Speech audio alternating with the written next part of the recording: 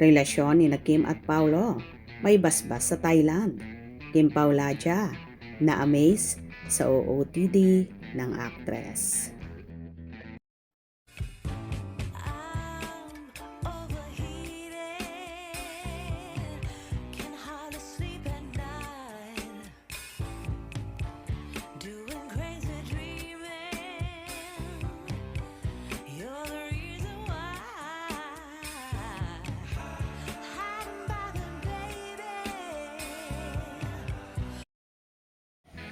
Bumida na naman sa social media si Kim Chiu nang purihin ang kanyang cultural outfit sa Thailand.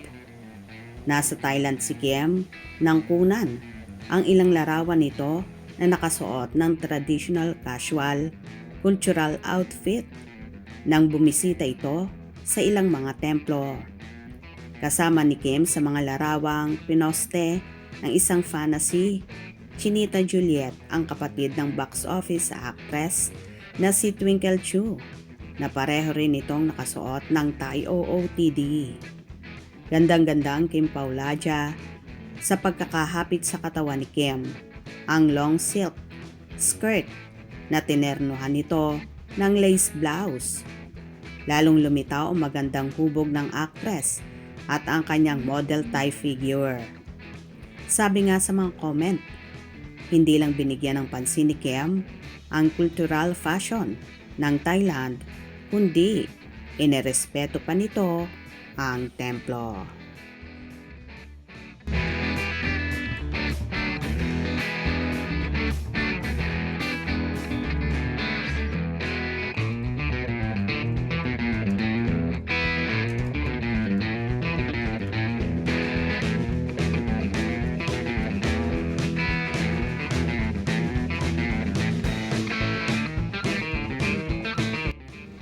Nag-curious lang ang Kim Paulaja sa isa pang larawan kung saan humarap sina Kim at Twinkle sa isang monk.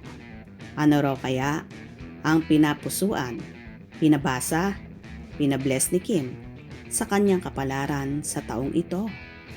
Naniniwala ang Kim Paulaja na kasama sa pagbasbas ang relasyon nila ni Paulo Avellino. Samantala, umiikot na sa Kim Paulaja ang balitang kasama ni Kim si Paulo Avellino sa Thailand vacation na yon. Ka-join naman ni Twinkle ang kanyang partner.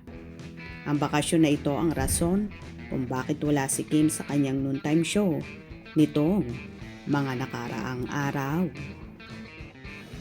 Well, for sure, hindi mawawala ang kapamilya aktor na si Paulo Avellino sa ipinag-pray ni Kimi. Ano kaya ang minimithi ng dalaga? Hope you enjoyed. Please subscribe for more info.